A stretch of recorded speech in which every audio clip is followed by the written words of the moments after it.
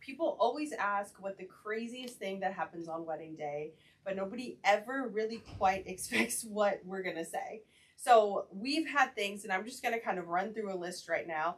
I've had a bride that had a stalker show up, mind you, at a destination wedding. So the stalker actually had to travel, find out where the wedding was. It was terrible. We had to call the police.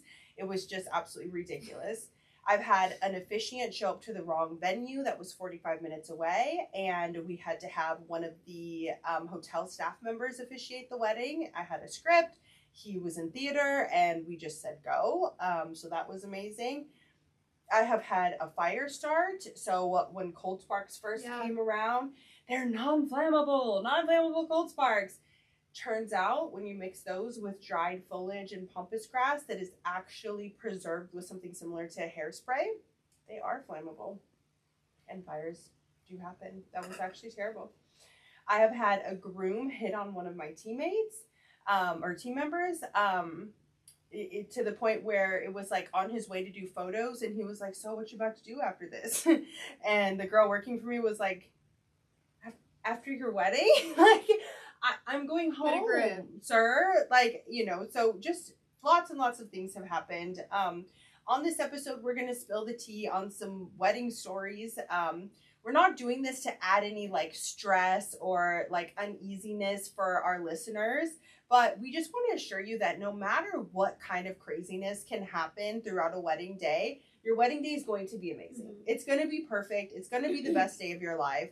And there's most likely going to be some crazy things that happen. So with all of that being said, welcome back to the aisle. I am Trista, and this is Aaliyah. She's my co-host for this episode. And throughout this, we're just going to share some really outlandish stories. We're going to give some tips on how to let things kind of roll off.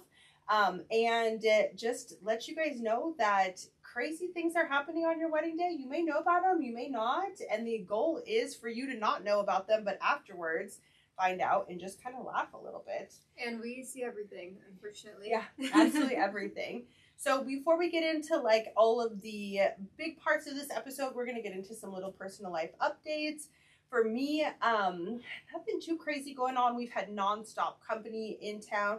My mother-in-law's been in town for a week, which has been actually really nice. I mean, like really, really nice. My youngest daughter is like a literal clone of her. So they've been keeping each other busy and just having a great time. She's been cooking. Her food is absolutely amazing. Me and CJ went on a date night last night because we actually had somebody to care for the children. And life has been great. So that's pretty much what's been going on personal life. Aaliyah, what about you? Yeah, you love having a packed house. Oh, I love it. I feel like you the more the merrier. But then I get to like these certain plateaus where I like have to go in my room and like just sit and be like. That's literally me all the time. I'm like, you guys can have a 3-day limit, but nothing really going on in my life. I mean, we went to the open. That was really fun. One of our vendors treated us to come spend the day with them. That was really cool. It was Sam's birthday. Yes. The big 2-9. But I keep telling him that he's 30. I'm like, well, when you turn an age, that means you've already lived a whole year being that age. Yeah. So technically you're now in your 30th year of life. And he's like, go away. Yeah. He's like not having it. So other than that, just trying to get back in a routine. I failed this week, but next week will be better. Poorly, I feel like the world is like conspiring against you. You're like, I'm gonna start going to work early every day. Because usually the office starts at 9. I usually get there a little after 8:30ish, and she's like, I'm gonna start going to work early every day. Mind you, yesterday her alarms just don't go off, and it's like 9:30, and she's like, so sorry, I'm just waking up. But it's like, that's just like the world like messing with you, like the little bad fairies that are playing tricks on you. Like, oh really? You're gonna go early? Let's see how early you get there without alarms. I'm so resilient though, because I'm just like always in a good mood for the most part, unless I like really get poked. I'm just like, okay, whatever. Yeah, whatever, no big deal. But yeah, good routine. You're about to start Pilates up and everything else. So grocery shopping, all the good stuff. Well, okay, last time I went to the grocery store, I got followed around by this creepy guy. So now Sam's like, I don't know about going to the grocery store by yourself. And I'm like, you know what? You're right. Who's going to carry the bags? Yeah. I can carry the bags. I'm not like that, but anyway. No, but still, you're getting all the stuff together. It's like you have all these really big goals in the new year, but it's like what people don't understand is that it takes a second because there's so much going on with the holidays, and then you're off of work, and then you're bombarded with work when you get back, and then you gotta like really get into it. So I think the best thing to do is to not get down on yourself, not give up on your goals, but just reset. You know, like February is a good reset time because January is not an easy month. Like it's just definitely not. Oh, my New Year starts March 1st. That's a good time. The first two didn't count. They were just trial runs. March 1st. Getting your bearings. Getting your bearings set. Pisces season. Where you at? Hell yeah. Okay, so for BTS updates, we did skip the podcast last week. I've kind of been talking about engagement season and how there's always a huge influx of brides that come in at the beginning of the new year because everybody has gotten engaged between Thanksgiving, the holidays, the New Year's, and even on Valentine's Day. It's like this is the time when everybody gets engaged. And so we have a big influx of new brides that come in. And the first part of planning is always the most intense because everybody's so excited and there's so many things that go on and people want to get married in short periods of time and you got to like rush to get the venues. And so this beginning part of the year has been really, really, really busy for us, which is great. I'm like so thankful for it. But whenever things get really busy with BTS, the aisle kind of gets put on the back burner. And I've done a decent job on like trying to balance it all. But like last week I was like, yeah, no. So there's just no way. Yeah.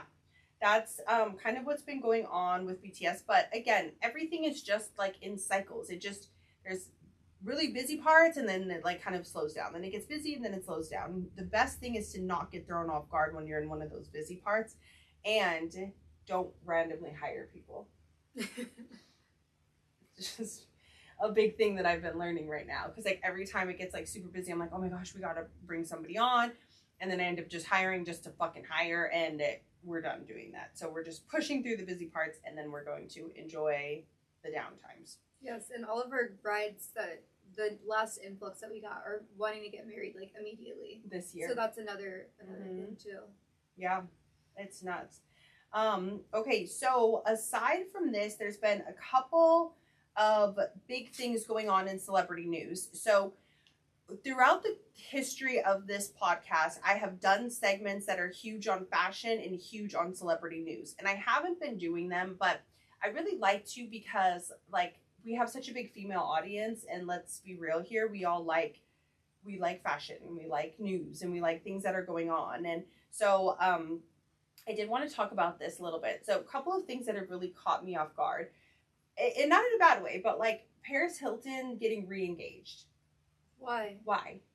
I don't understand. I never understand why people get re-engaged. Like people do vow renewals, but like I always get a sneaky suspicion that things are rocky if there's like a vow renewal. Yeah, me too. Like why did you get re-engaged? It's only been 5 years, mind you. So it's not like it's like 50th year anniversary and he's like, let's just bring the spark back and let's do this. It's only been 5 years. Yes, that's what always gets my attention. And then like if you get a vow renewal like after like 3 years. 3 like years. a random time increments. I'm like, but why? Why? So to me, my first thing is always like, okay, did somebody cheat?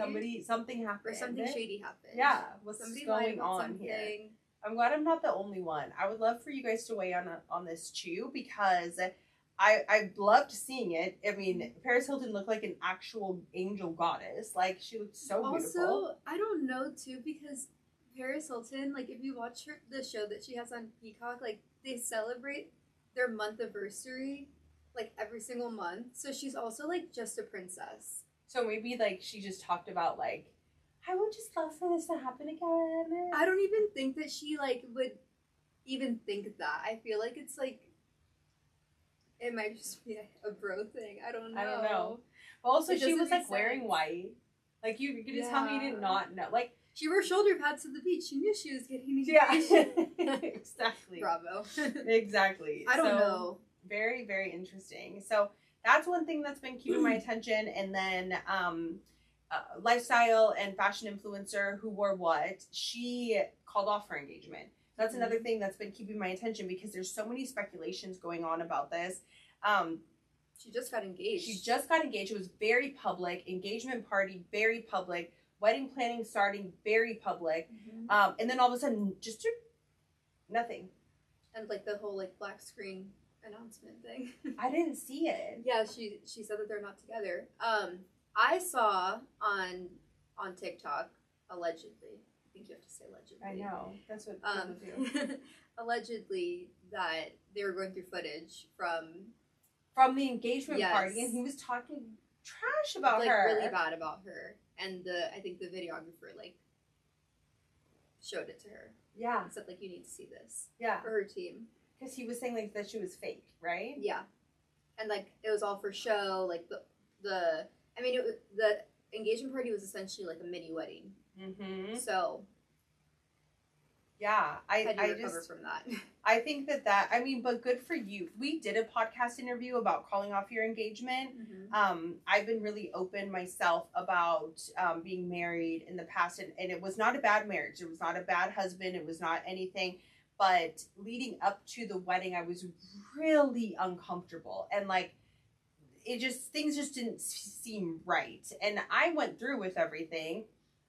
I don't know if that was right or if it was wrong, but it intrigues me because of how many women are engaged and go with the flow because what is the option? Like, mm-hmm. what's the other option? Blow up your whole life? Like, it's really scary. And I think that people that do have the courage to call off an engagement is really brave. Mm-hmm. And like, it's something that I almost feel bad because some of the gossip has been kind of hard on this girl. Yeah. I don't know her, obviously, but like, it just makes me sad because it's not like she's being some prima donna, like, I'm calling off my wedding. She blew up her whole life. Like, mm-hmm. everything that she was, like, talking about, all of her content, her whole work thing, everything was revolving around this. So it's not like it was an easy choice to make. So I think that's really brave, too. Also, if that's true that she heard him, like, saying bad things about her, like, there's just something that, like, is so deep on like not being able to unhear mm-hmm. somebody that you love saying something about you like that's like really a lot,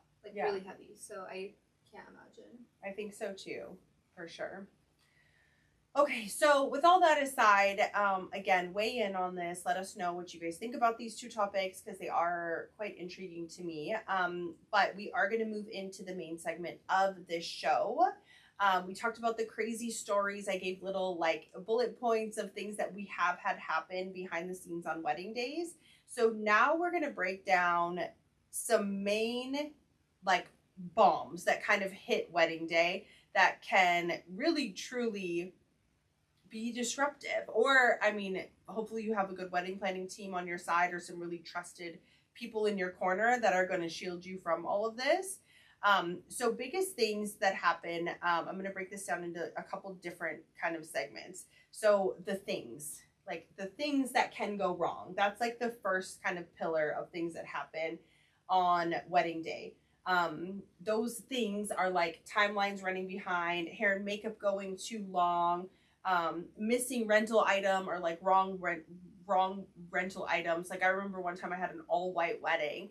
Like every single thing in this wedding was white and the rental bars came in, and if you guys have ever seen weddings being unpacked, things are like wrapped, like they're all wrapped like very serene, and the wrapping didn't come off until much later when we were getting ready to set the bar up, and the bars were black. And I was like like how? Like you see everything on this order is white. You've seen design boards. Like what do you mean? Like why? And like again, things are easy fixed out. Of course, it's like big rush and panic for the rental companies, but like they have enough staff on board and like they respect us enough to not ever leave us hanging. So it's fine, it's fixable. But like in the meantime, like you just don't know, is there going to be a traffic jam? Are they going to get in time? Like I can't have a black bar. I need to have a white bar for my all white wedding. So things like that, DJ playing the wrong song, DJ announcing the couple's names incorrectly. Like that's just one thing that happens too often that is literally like a thorn in my side. And we go over names with them. But I feel like having a microphone and talking on it in front of a bunch of people, like people glitch. Oh, I would evaporate. Yeah. So it's not even like it hasn't been talked or discussed. It's just like, I don't know, some degree of stage fright or something. But then, like, more specifically, like, we've had some unreal things happen. Like really shady. Like weird. Okay, so tell the story about the bride that we had whose cake was missing. Okay. A missing cake. Missing a whole cake. Ass wedding cake, just not anywhere. Wedding venue is a private estate, like kind of like in the middle of, not like the middle of nowhere, but like very, very secluded. Cake's just not there. Baker sent a courier with the cake. We're getting ready, or you're leaving, and you're like, Aaliyah, where's the cake? Wait, I kept asking, remember? Yeah. I was like, and you're like, no, they're supposed to be between like 1 and 3, and I was like, okay, no big deal. And then it's like 3:15. I'm like, where's the cake? And I'm like, wait, let me just check with the caterer. Yeah, I'm like, the caterer has to have it somewhere. Yeah, and still no cake. And we go into ceremony, come back, it's cocktail hour, no cake. We called the baker. They're like, oh yeah, it got delivered 3 hours ago. Yeah. We're like, no, it didn't. It's not here. We go in a cocktail hour, go into dinner. Randomly, a guest walks up holding the cake. A guest. They're like, oh yeah, a neighbor just brought this. It got dropped. Also, like, mind you, a neighbor is probably like, what, a mile down the road? I'm like, what the F? Yeah. This is crazy. So we had security there. I tell security. Well, it's a high profile family. Yes. So they actually had their own private security. Yeah. And they were hired again to work the wedding. They had a couple extra people there. We tell security. And then the main security was like, don't say anything. Throw the cake away. He personally drove to the bakery to get a new cake that they had to make, and then brought it back himself. So we don't know. We still to this day don't know. I don't know if the bride and groom know. No. But it was just like, what? Why? Who was it poisoned? Like, I don't know. I don't know what happened, but it was very, very, very, very, very scary. All I know is that he said, "You're safe here. We're all safe here. Don't say anything because there's no, like, we're here now. We're good." And then I got escorted to my car at the end of the night. So all I know is that we were in good hands, but like, I don't know. That was insane. Okay, then, if that's not enough to digest, let's just get real into it. No, this is actually so therapeutic because I feel like the most traumatic shit happens to us and we never talk about it. And then it'll be like a year later and we're like, oh my God. Remember the time when the groom like didn't show up? Yeah. The next one, a groom, we had a destination wedding in Cabo, and groom did not show up. Until like 9 a.m. The morning of the wedding. Mind you, everybody's there. The wedding is on a Saturday. Everybody was there on Thursday. I think, is that right? Yeah, everyone got there on Thursday. Some people got there Friday. There was a welcome reception. Yep. Friday night. Rehearsal, dinner, welcome reception, all missed. Bride was there. Groom was not there. And throughout Thursday, we were like, okay, this is weird that he's not here, but like, stuff happens. Friday, it kept on being like, okay, he's arriving at 3 p.m. Okay, he's arriving at 5 p.m. Okay, he's arriving later this evening. Like, to the point where we had fireworks and the bride was like, just watching them solo. Like kept missing flights type beat. Yeah. We're like, is he not coming? Like, oh my God. And so we're just kind of like frantic internally. Like, what's the plan? And then randomly, morning of the wedding, he shows up. Which also I still didn't believe. I told one of the girls on our team, they're like, Aaliyah, he's here. And I'm like, no, like, I physically need to see him because I just don't believe it. Like, there's just no way. But like, how does that happen? It doesn't. But it did. That was bizarre. Yeah. That took a lot to like really kind of like figure out. And then he just kind of rolled through the day like he hadn't really slept. He was kind of crabby. Then he got in good spirits. Everything was fine, but it was very interesting. Very, very, very interesting. I was like, we're about to have a really dope styled shoot. Yeah. Because we have everything. Here. But no couple. Okay, weather. Weather in general is always going to be Mother Nature. Me and Mother Nature, we just fight. Like, we really fight. It can always derail things. But most of the things that I'm experienced with it derailing is wind, rain, extreme heat. You know, those are the things, okay, we've been able to figure this all out. But a hurricane, like an actual hurricane heading straight for our wedding in Tulum, was something that I really didn't know how to quite navigate. This is one of those things we didn't talk about for a year. For a long time. So we had a wedding in Tulum, and there was a big storm. And we're like, dang, that sucks. Big storm turns into big hurricane. And I'm like, it's going to die out. It's fine. It's totally going to die out. Then the people from the hotel come and talk to us, and they're like, it's not dying out. We are under like a big warning. It is going to hit on the wedding day. And it's going to be a Category 5 hurricane. Category 5 hurricane. It's going to hit on the wedding day. So we need to move everything up. So the structure of this wedding was going to be rehearsal dinner, welcome one day, welcome reception next day, wedding the next day, and pool party the next day. And pool party the next day. 4 days. So what we had to do was combined rehearsal dinner and welcome reception. So move that up, and then move wedding day up and cancel pool party.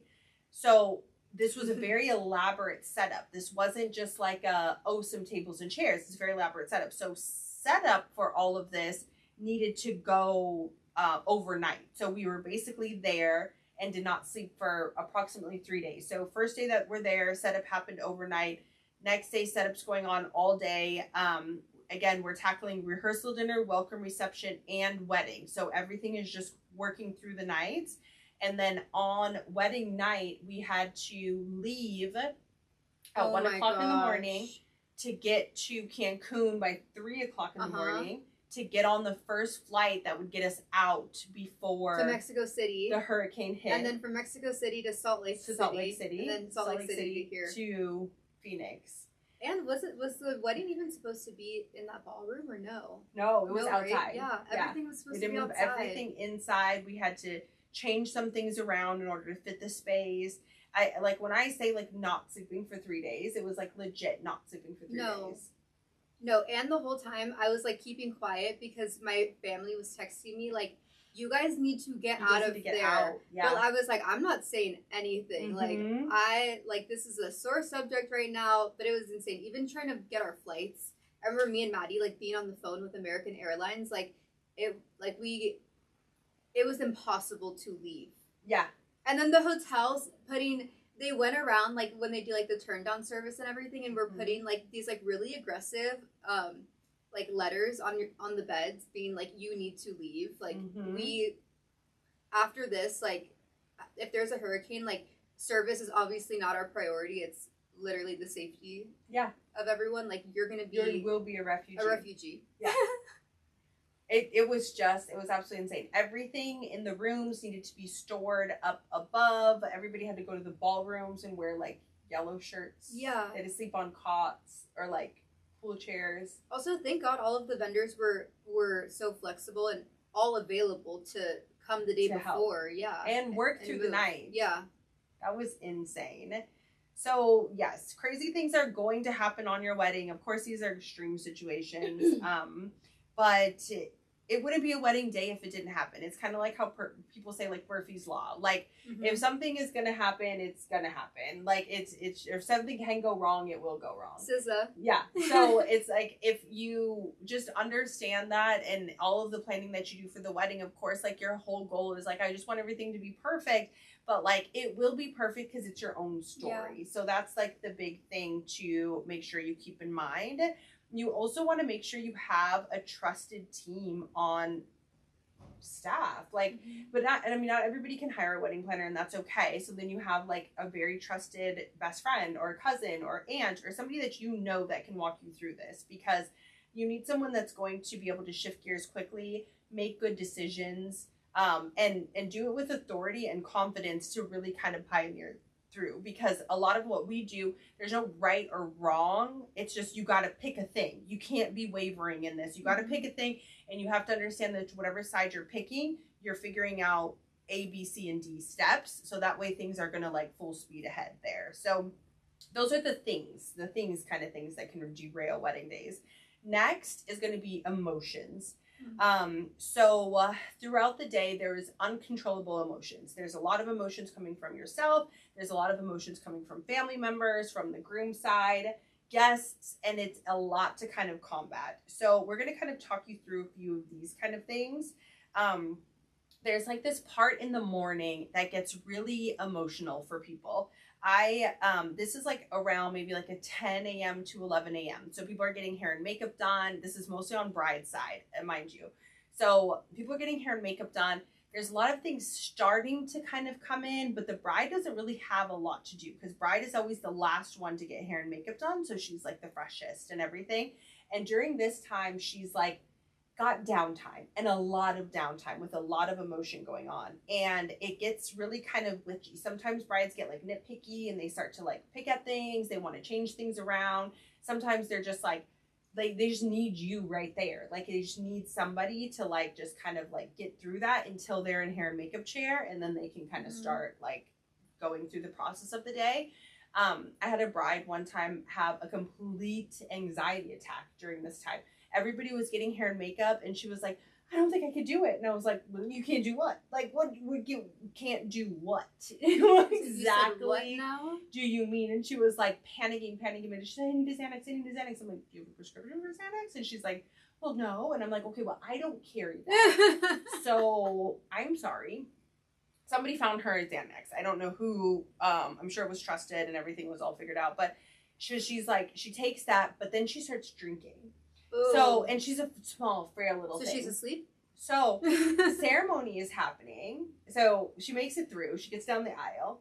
And I remember I'm in the back of ceremony and I wasn't looking up. I was doing something. And all of a sudden I hear, woohoo!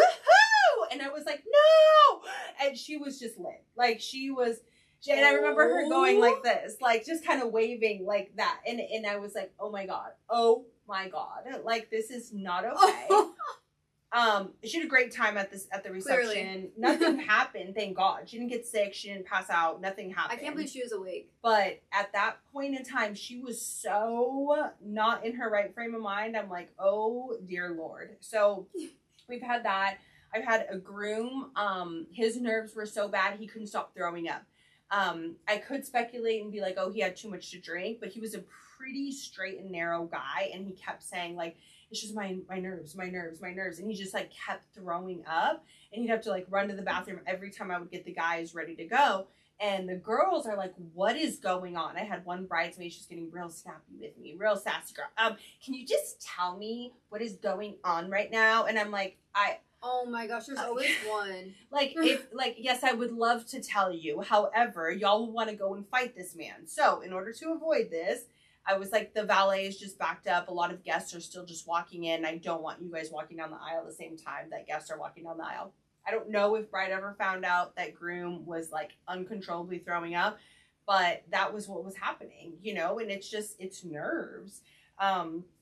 So there's a lot. There's witching hour, what we always talk about. Witching hour is like an hour and a half before ceremony, where shit kind of just like not even like hits the fan, but I feel like it's just like really chaotic. It's everything all at once. Like, yes. Every family member is there at that time. Every wedding party member, every vendor is there at that time. Every vendor starts checking in and asking questions, and it's like, oh my gosh, like I wish I could club myself into like 10 right now. Like, it's literally insane. It's also like, I feel like we always say like the weddings are like or our weddings are like, if they're chaotic, it'll be like a calm chaos because like everything's already so organized, but like obviously there's still witching hour, but like it's just like a really like thick kind of like tense. Yeah, it's like very tense. Yeah. And then you go and you get the bride ready to come out for ceremony, and she like can't find her veil, or marriage license is gone, or we can't find a flower girl. Never a flower girl basket. There's two bridesmaids fighting, and there's like, it's just like, oh my God. Like, it's like, okay, everybody take a deep breath, grow up, let's go. Like, let's get to the ceremony spot. Like, that's all we need to do. We're like evacuating in a fire. We're like, everybody just needs to get out of the building right now. Get to ceremony. But it's so normal. Like, all of this like crazy stuff happens, and it's always like right before, and it's like, oh my gosh. Yeah. Just to make it through. You're an emotional like punching bag at that point in time. There's always like this huge surge of emotions with the bride right before she's ready to walk down the aisle. So everyone's going down the aisle. She's in the back with dad or mom or both or solo, and she's just like deer in headlights, like, oh my god, oh my god, oh my god. And I always like kind of talk and like try to do little jokes and like get her mind off of it, because like you're literally 2 seconds away from her just crying, like full on crying. How do I look? Wait, where? Oh, my bouquet. Where do I hold my bouquet? Do I start with my right foot or my left? I'm like, that's not even a real question. Are you sure that? Are you sure that that I should wear the veil? Yeah. Oh my god, I forgot my veil. Yeah. I didn't know you had one. Right. What do you mean? You didn't tell me you had one. Exactly. It's always like a lot right there. And then after is always awkward too, because I feel like they like get to the end and then like they forget like what we practiced and they're kind of just like there, and then it's like, okay, it's like a little glitchy right after. It is. It's always, because what I feel like happens is everybody like zones out in the in the ceremony, because there's so many emotions, and then like it's almost like soul comes back into body, and it's time to like walk back down the aisle, and they're like, it's like, okay, no, kiss and dip. We practice this. Like, throw the petals. Like, everybody. Okay, now sign marriage license. Like, it's like, you know, all that kind of stuff going on. And then it's like they take a big deep breath and they want to like go with the guests, but then there's like photos. And it's like, oh my god. Like, I can't get through it one more second of this. But yeah, that's always a good one. And then reception, there's like adrenaline high. It's like you're living on pure adrenaline. Like all of a sudden bride's on the table dancing and someone's doing the worm on the dance floor, and then someone's got a tie wrapped around his head, and I'm like, oh my god. Someone has a do-rag on. There's always just something where you're like, what happens? Like, it can't be the open bar. It's got to be like more than that, like pure adrenaline. Just like your out of body experience. You're gonna act like a complete hooligan for the next 4 hours. Who are these fools? Yes, y'all were just buttoned up, talking about yes, ma'am, okay, yes, and then all of a sudden now you're doing the worm on the floor with your tie around your head and your shirt is on a chandelier. Great, like it's just complete freaking chaos. I just found out Sam can do the worm at a wedding that we just went to. I was like, bro.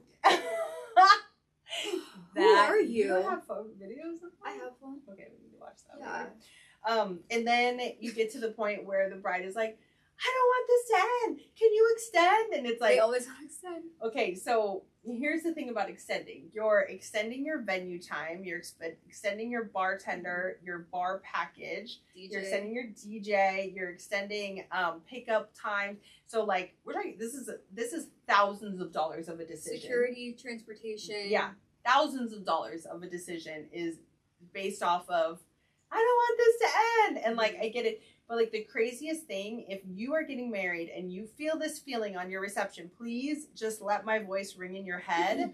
If you extend your wedding, yes, you will have another hour, 2 hours of partying, but like that's not the high.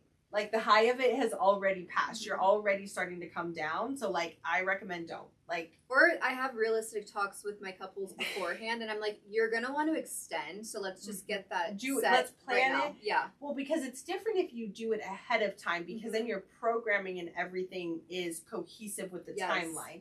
But if your programming and everything is already peaked, and then you're just still trying to extend, there's nothing going on. Like, so people leave, and like it's just awkward at that point. It's really awkward. Yeah. So we, again, want to just share these stories, and we're going through all of this, not to be like, oh my gosh, I'm terrified. Now I have 10 more things I need to stress about. That's not the point of this. The point of it is just to tell you that, yes, your adrenaline is going to take over. Yes, it's normal to be super emotional during this day, and you just have to do your best to allow the day to happen how it's going to happen. These things are literally going to, I was just telling one of my brides the other day, weird shit's just going to happen, and like you just need to roll with the punches. Like, everything's going to be amazing. Your wedding was perfect. It's great. It's so good. So we've gone over the things that can happen. We've gone over the emotions that will happen. Now let's go over family dynamics, because this is the other big bomb that can possibly drop. So we have divorced parents, opinionated mothers or aunties. We have people that unfortunately that are prone to substance abuse or alcoholism. It's a big part of life. I think like 1 in 3 people has like a substance abuse problem. So most likely you're going to have these people at your wedding. And that's okay. Like, it's okay. It's not going to do anything. You've lived with these people your whole life, most likely. So you know, Aunt Carol gets a little bit out of pocket. Like, it's just going to happen. So You let your wedding planners know, you let people know, and then we keep an eye on that, Carol, so that you don't have to, you know, because we don't want you to experience that. And then like bridesmaid drama, over drinking, like just like the craziest stuff.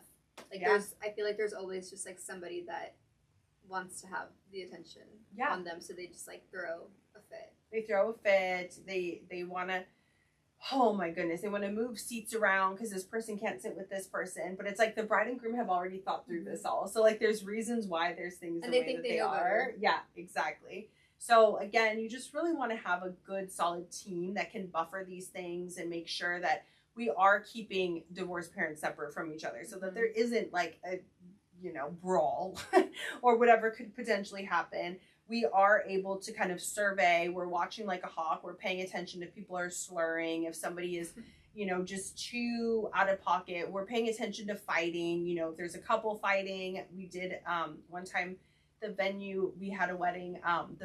The wedding the night before, there was a couple that broke out into a full-on fight, and they actually broke the glass on one of the doors, which then affected our wedding, which was a big bummer, because if somebody was paying attention, they could have separated that a little bit earlier. But again, those are just things, we're always constantly scanning the room. We're not just sitting there like in a daze. It's really just paying attention to the lighting, the temperature, the music, sound, and what's going on with all of the guests. Like being like situationally aware, because like also if somebody has to give a speech and we're noticing that they're really hammered, like what do we do? Yeah. How do we navigate this? We gotta move. Yes, exactly. We're like Secret Service for you. Secret Service for sure. So with all that being said, a lot of these things are uncontrollable. They're out of your control. The things that you can control that I want to kind of talk through and make sure that you have your attention to is making sure that the flow of the weekend is really good. Because making decisions in the wedding planning process that maybe could derail things on wedding day, it's important. You want to make sure that the first 30 minutes of people arriving is comfortable. You know, you don't want it to be awkward, because people that are socially uncomfortable, they maybe start drinking a lot more during this time, or they maybe don't know what to do, or they've got a chip on their shoulder, and you know, you want to just kind of like lessen that as much as possible. The night before the wedding really dictates a lot. So if you're having a rehearsal dinner or a welcome reception, you need to make sure that it's a good, smooth flow, because this sets the tone for the weekend. So make sure that the things are all kind of figured out before then. Of course, lighting changes everything, and making sure there's things for people to do. Experienced, focused kind of things are always going to help and allow for there to be a good guest experience, which then could possibly make things a little smoother. So just a little bit of tips and tricks to kind of like set the tone for the weekend. Let's do a little truth bomb, kind of rapid fire. So basically we're going to go through some facts about wedding day. A lot of them have misconceptions kind of tied to them, so we want to clear it up here.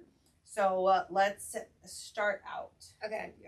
You won't eat unless somebody puts a plate in front of you. True. Fact. True. Fact. Our brides never eat. No, never. I'm like, can you please have a muffin?